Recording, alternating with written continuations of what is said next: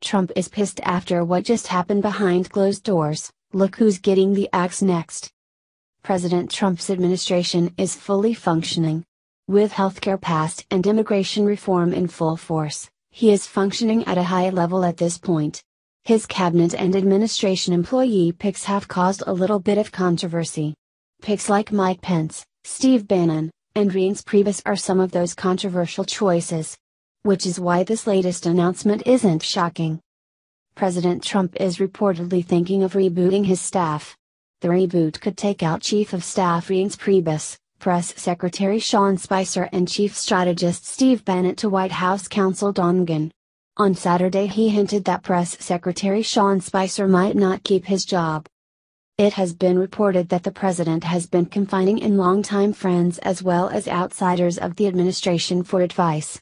He has been looking to get his presidency back on track. The rumor is he feels his aides aren't doing a good job. However, the American public seems pretty pleased with the president and his achievements. A Trump advisor told Axios the following. He's frustrated, and angry at everyone. The advice he's getting is to go big, that he has nothing to lose. The question now is how big and how bold. I'm not sure he knows the answer to that yet. The president will be going on his first overseas trip at the end of this week, which makes this shakeup an opportune time to happen. It would place the administration in a tailspin with little leadership at a critical point in his presidency. It also gives him the option to go a more private route by not publicly firing administration officials.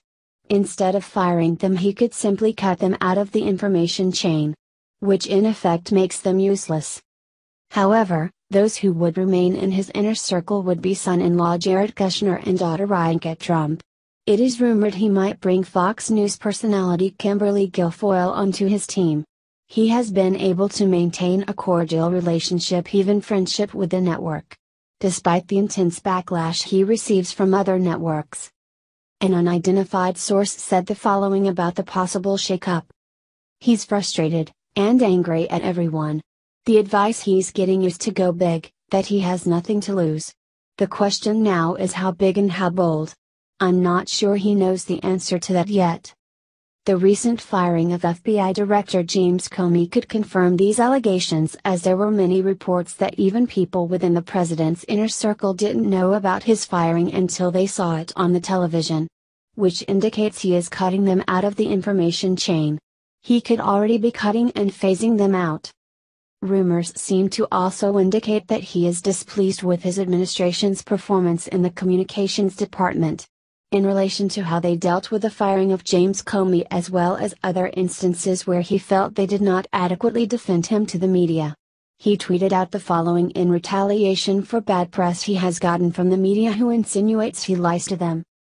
As a very active president with lots of things happening, it is not possible for my surrogates to stand at podium with perfect accuracy. Maybe the best thing to do would be to cancel all future press briefings and hand out written responses for the sake of accuracy. The president made it clear on the campaign trail that what made him excellent and prosperous at what he does is his ability to bring out the best of people. His ability to surround himself with top talent, with those who have the most potential. And then drawing out their greatest potential. If he feels he needs to replace those in his administration, his judgment is one that should be taken seriously. Considering the amazing things his administration has done so far, if he were to revamp his office and bring in even better people, who knows what they would be capable of achieving. There is plenty of talent in Washington, D.C., to fill up the White House 3 times over. The sky is the limit. Only time will tell if he ultimately decides to bring in new people. What President Trump's beloved mother did for him is so amazing, no wonder he's president of this United States.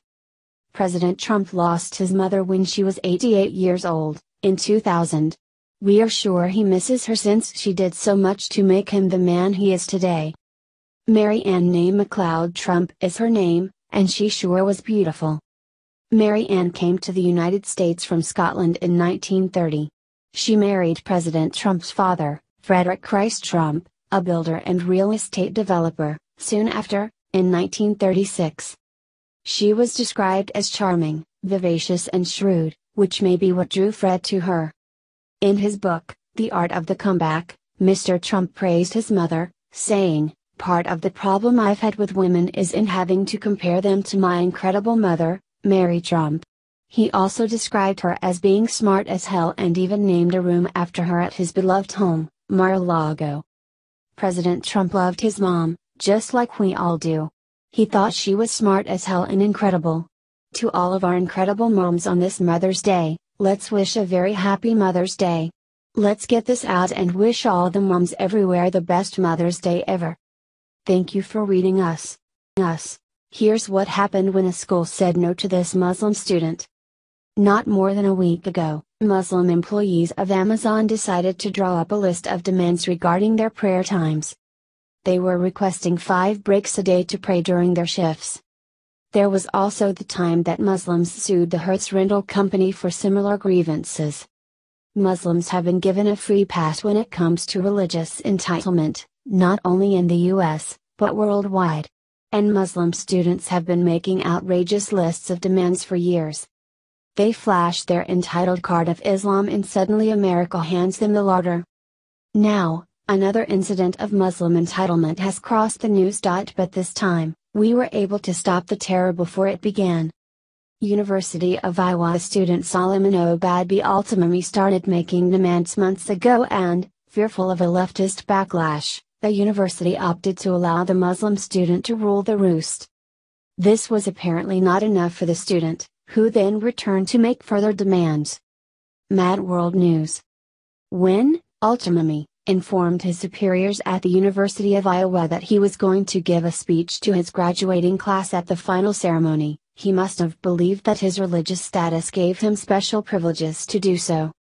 After the university staff reminded him that they don't allow just anyone to get up on stage and present unreviewed speeches on the student's most important day of the year, Altamimi's religious supremacism reared its ugly face. Furious at the notion that infidels would deny him the opportunity to speak, Altamimi explained that either they let him get on stage and address the crowd or he will bring a gun and make them comply. USA Today reports that UI officials called the police on Altamimi for making threats of violence, prompting officers to arrest and charge him with mega threat of terrorism. Once again, it is proven that appeasement of the Muslims or leftists is futile. They don't want solidarity, they want domination and will achieve this by any means. Once we get it throughout thick PC minds that they are not interested in assimilation, we may finally be able to just say no without guilt. Susan Rice refuses to testify, until Trey Gowdy comes up with a perfect plan to force her to. Susan recently refused to testify in court. Her excuse was that her invitation to the court was not bipartisan.